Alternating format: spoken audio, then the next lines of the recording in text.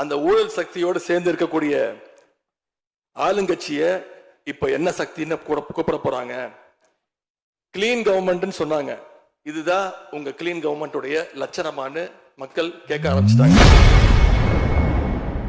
இன்று சட்டசபையில் பேசிய எதிர்க்கட்சித் தலைவர் உதயநிதி முதல்வர் விஜயின் ஆட்சியை கடுமையாக குற்றம் சாட்டியுள்ளார். ஆனா இன்னைக்கு சோசியல் மீடியால மக்கள் உங்களை பார்த்து கேள்வி கேட்க ஆரம்பிச்சிட்டாங்க. என்ன கேட்கறாங்க தெரியுமா? அந்த ஊழல் சக்தியோடு சேர்ந்து இருக்கக்கூடிய ஆளுங்கட்சிய இப்ப என்ன சக்தின்னு கூப்பிட போறாங்க. கிளீன் கவர்மெண்ட் சொன்னாங்க.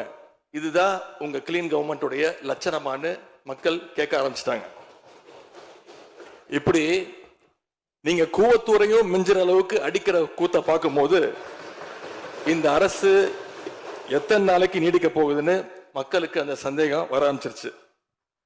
முதல் கோணலே முற்றிலும் கோணல்ன்ற மாதிரி உங்க நடவடிக்கை எல்லாமே இன்னைக்கு நடந்துகிட்டு இருக்கு.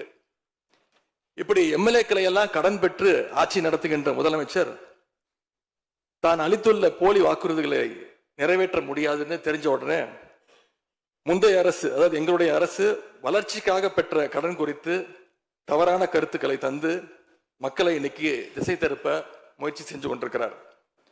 பெரும்பான்மையும் இல்லாத, அரசியல்ல அடிப்படை நேர்மையும் அல்லாத இந்த அரசு நல்லாட்சி தரும், தமிழ்நாட்டு மக்களுடைய உரிமைகளுக்காக போராடும்னு மக்களுக்கு துளியும் நம்பிக்கை இல்லை. முக்கியமான ஒரு விஷயத்தை இங்க நான் பதிய வைக்க விரும்புகிறேன். உங்களுக்கு ஓட்டு போட்ட மக்களே நடக்கிறதெல்லாம் பார்த்துட்டு ஒரு பெரிய தப்பை பண்ணிட்டோமோன்னு இன்னைக்கு வருத்தப்பட ஆரம்பிச்சிட்டாங்க.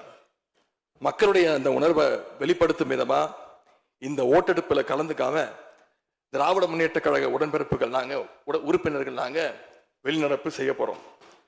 நாங்க வெளிநடப்பு செஞ்சாலும் அதனால பேரவையுடைய எண்ணிக்கை அளவு குறைஞ்சு நீங்க நிச்சயம் இந்த வாக்கெடுப்புல வெற்றி பெறதான் போறீங்க.